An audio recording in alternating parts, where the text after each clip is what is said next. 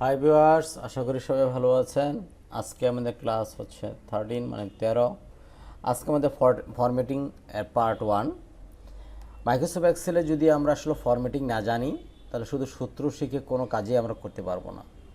কারণ আমি যদি ডিজাইন না করতে পারি তাহলে সূত্র শিখে অ্যাপ্লাই করব কোথায়। সুতরাং আমাদের ফরম্যাটিং জানা খুবই জরুরি। আজকে একটা খুব সহজ একটা ফরম্যাটিং ডিজাইন করব। প্রত্যেকটা অপশন খুবই গুরুত্বপূর্ণ। আশা করি আপনারা প্রত্যেকটা অপশন সুন্দরভাবে দেখার চেষ্টা করবেন এবং নিশ্চয়ই আপনারা এই কাজটা অনেক সুন্দর হয়ে যাবে। এইভাবে আমরা 3টা থেকে 4টা ফরম্যাটিং ক্লাস করব এখানে, যেন আপনাদের ডিজাইনগুলো অনেক সুন্দর হয়ে যায়।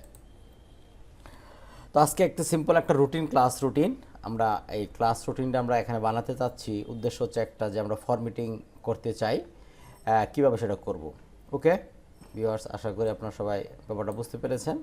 তাহলে আজকে আমাদের বিষয় হচ্ছে ক্লাস রুটিন। ওকে, এই জিনিসটা আমরা আজকে বানাতে চাচ্ছি।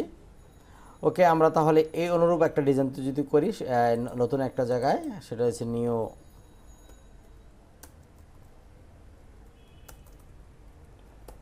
Class routine. আমরা দেখতে পাচ্ছি ক্লাস রুটিনের এখানে লেখা আছে হচ্ছে টাইম, এখানে আছে ডে, স্যাটারডে, এই জিনিসগুলো লেখা আছে। আমরা একটু লেখার চেষ্টা করি এখানেই।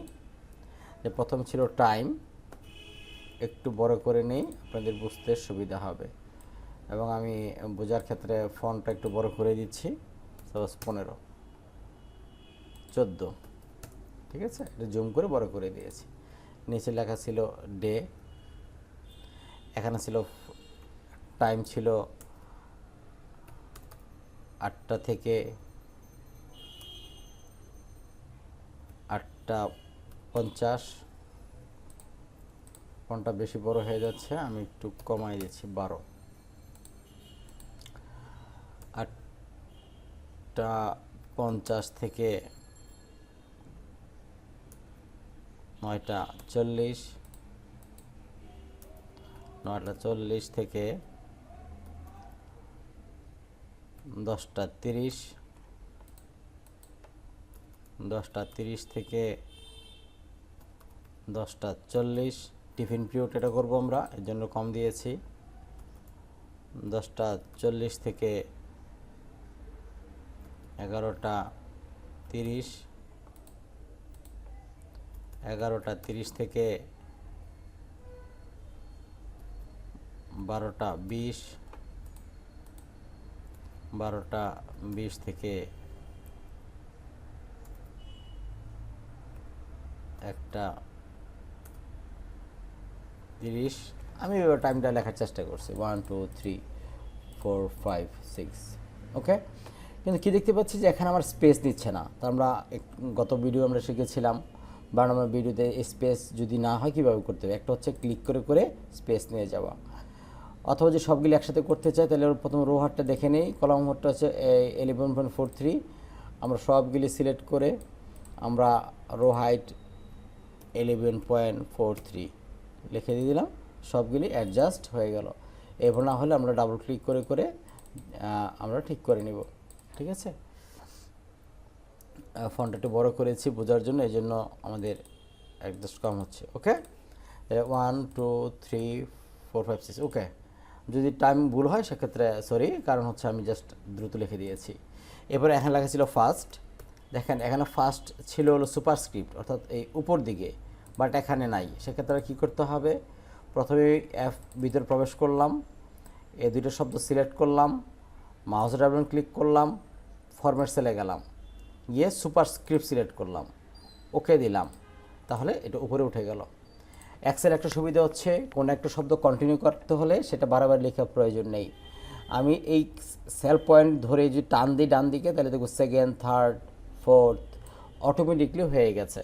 তাহলে যেহেতু এটা টিফিনের ঘর, আমরা এটা কন্ট্রোল এক্স করে দিচ্ছি, করে এখানে পেস্ট করে দিচ্ছি, আবার সেল পয়েন্ট ধরে টান দিয়েছি, আমার 5 6 7 লেখা হয়েছে। এরপর এখানে কি ছিল, স্যাটারডে। আমরা এখানে স্যাটারডে লিখি, স্যাটারডে। স্যাটারডে লেখার পর আমরা জানি যেগুলো কন্টিনিউ সেগুলো লেখার প্রয়োজন নেই। এই সেল পয়েন্ট ধরবো, নিচ দিকে টান দিব, তাহলে দেখেন অটোমেটিকলি আমার এই লেখাগুলি হয়ে গেছে। কিন্তু কি হচ্ছে পরবর্তী সেলে চলে আসছে। তাহলে এখানে গিয়ে আমরা ডাবল ক্লিক করব, অটোমেটিকলি আমার সেল পয়েন্ট অ্যাডজাস্ট হয়ে যাবে। তারপর কি ছিল এখানে দেখেন, একেবারে সময় লাগবে না, টিফিন লেখা ছিল এখানে, তাহলে আমরা টিফিনটা লিখে দিই। তাহলে এটা আমরা সিলেক্ট করলাম, করে এখানে মাস ছিল, তারপর আমরা লিখে দিলাম TIFIN টিফিন, এটা বড় হাতে লিখেছি, বাট লেখাটা ছিল উপর দিকে একদম ফার্স্ট টু লাস্ট, এটার খেয়াল রাখতে হবে। তাহলে আমরা এটা কী করলাম, রাইট বাটন ক্লিক করলাম, ফরম্যাট সেলে গেলাম, এখানে গিয়ে অ্যালাইনে গেলাম, গিয়ে এটা বললাম এভাবে হরিজন্টালি এটা হয়ে যেত, কিন্তু দেখতে পাচ্ছি একদম ডাউনে আছে, নিচে আছে। সেক্ষেত্রে আমরা কি করতে পারি, একটু বোল্ড করে দেই, একটা ভালো ফন্ট দেখে, মোটা ফন্ট দেখে এরিয়া ব্ল্যাক করে দেই, সেন্টার করে দিতে পারি, কিন্তু এটার ভিতর মতো হচ্ছে না। তাহলে একটু ফন্টটা বড় করে দেই ওটার মতো হওয়ার জন্য। আপাতত এই পর্যন্ত থাক, বাকিটুকু পরে আমরা ভিডিওতে দেখছি, এই ভিডিওতেই পরবর্তী দেখছি। ওকে, তারপর আমরা দেখতে পাচ্ছি এখানে স্পেস আছে, কিন্তু এখানে স্পেস নাই, আমরা অলরেডি শিখেছি স্পেস কীভাবে দিতে হয়। তাহলে সিলেক্ট করলাম, সিলেক্টের উপর right button click, row height আমি সাপোজ 36 হাইট দিয়ে দিলাম, ঠিক আছে। কিন্তু এগুলো সেন্টার না, তাহলে আমরা কি করব, এগুলো সব সিলেক্ট করব, সিলেক্ট করে এখান থেকে সেন্টার করে দিলেই দুই দিকে সেন্টার হয়ে যাবে। অনুরূপভাবে আমরা এই শব্দগুলি সেন্টার না, আমরা সিলেক্ট করব, সিলেক্ট করে এখানে সেন্টার, এটা সিলেক্ট করব, এখানে সেন্টার, ঠিক আছে। বাট এই শব্দটা কিন্তু এটার ভিতরের মতো দুই দিকে চলে যাচ্ছে না। সেক্ষেত্রে একটা আমরা কমেন্টস ব্যবহার করতে পারি, একটা অপশন ব্যবহার করতে পারি, মাউসের রাইট বাটন ক্লিক করব, ফরম্যাট সেলে যাব, গিয়ে এই হরিজন্টাল এটাকে আমরা ডিস্ট্রিবিউট করে দেবো। হরিজন্টালটা কী করে দেবো, ডিস্ট্রিবিউট করে দেবো, ওকে দেবো, তাও কিন্তু হয়নি। ডিস্ট্রিবিউট করার জন্য এগুলি একটা করে স্পেস দিতে হবে, একটা করে স্পেস, প্রত্যেকটা শব্দ একটা করে স্পেস, ঠিক আছে। এখনও হয়নি, কারণ হলো আমি একটু বল দিয়েছি, সরি, হরিজন্টাল হবে না, ভার্টিক্যাল হবে। এই ভার্টিক্যালটা দিয়ে দিলাম, যে হরিজন্টাল কোনো সমস্যা নেই। তাহলে দেখেন পুরা আমার এই স্টার্ট টু এন্ড একটা সেলের ভিতরে ডাটা গেলেই চলে গেছে, ঠিক আছে।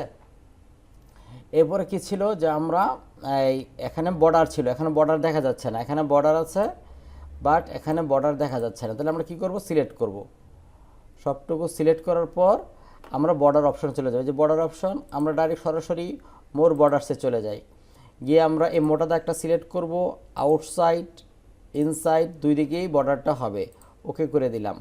ওকে, তাহলে আমরা বর্ডারটা হয়ে গেল, কিন্তু এটার মতো অ্যাঙ্গেল হলো না। অ্যাঙ্গেল করার জন্য কি করতে হবে, এটা সিলেক্ট করতে হবে, সিলেক্ট করে ফরম্যাট সেলের চলে যাব, রাইট বাটন ক্লিক করে ফরম্যাট সেল, অথবা এখান থেকে ফরম্যাট সেলে চলে যেতে পারি, অ্যালাইনমেন্ট থেকেও যেতে পারি, এখানে বাদ দিয়ে এখানেও ক্লিক করে আমরা যেতে পারি। গিয়ে আমরা সিলেক্ট করব কোনটা, এখানে বর্ডার্স, সরি অ্যালাইনমেন্টে এই ফন্টগুলি আমরা 45 ডিগ্রি করে দেব, ওকে করে দেবো। তাহলে দেখবো যে এগুলো 45 ডিগ্রি হয়ে গেছে।